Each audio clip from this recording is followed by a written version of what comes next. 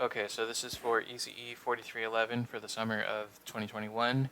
This is Group 4. I'm Derek, and my job was to create a hardware implementation of ransomware, which I used by using this little board right here, which is a DigiSpark USB development board, which uses the AT-Tiny 85 microcontroller.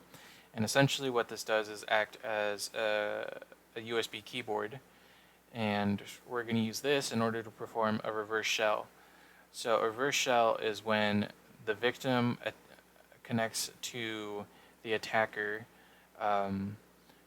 as in reverse shell, because normally it's the attacker trying to attach themselves to the victim, but in this case it helps the attacker bypass the firewall.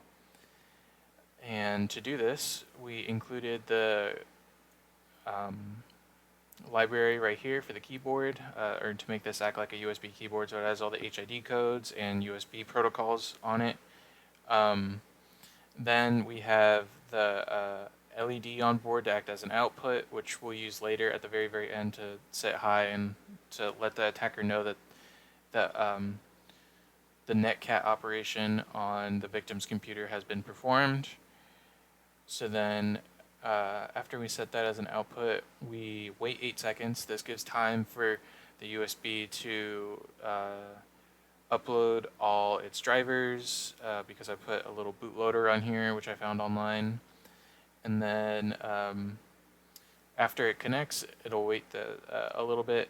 There'll be a short delay, and then we'll open up the Windows run box, perform PowerShell command, and then we'll do Control-Shift-Enter in order to run in admin mode, and then we'll wait a little bit and then press yes when the Windows prompt to allow this device to make changes to your system pops up. So this PowerShell script is right up here. So essentially we're making a folder, and then we're disabling Windows Defender, and then we're going to get the netcat files for Windows, because Windows doesn't come native with netcat, which is what we're going to use for reverse shelling. And I just store that to a PowerShell script, and then I execute that PowerShell script. And then after that, I'm going to start a CMD window, a minimized one, so it runs in the background, so that way the attacker can connect to the victim's system, or vice versa. Okay, so now I have the device hooked up to the victim's system. The attacker is going to need to set up a netcat command in order to open up a port. So it's just a simple nc dash or tac nvlp, and then whatever port number they want to use. In this case I use 1337.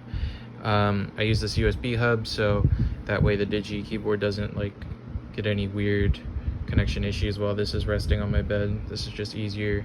It also has a switch. And then now what I'm going to do is I'm going to connect it.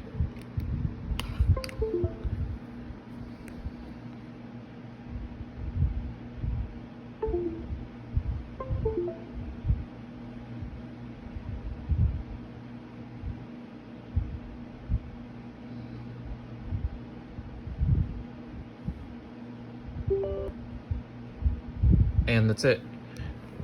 We now perform the netcat execution, and the attacker should be able to connect, and we can safely pull our USB. In this case, I'll just turn it off.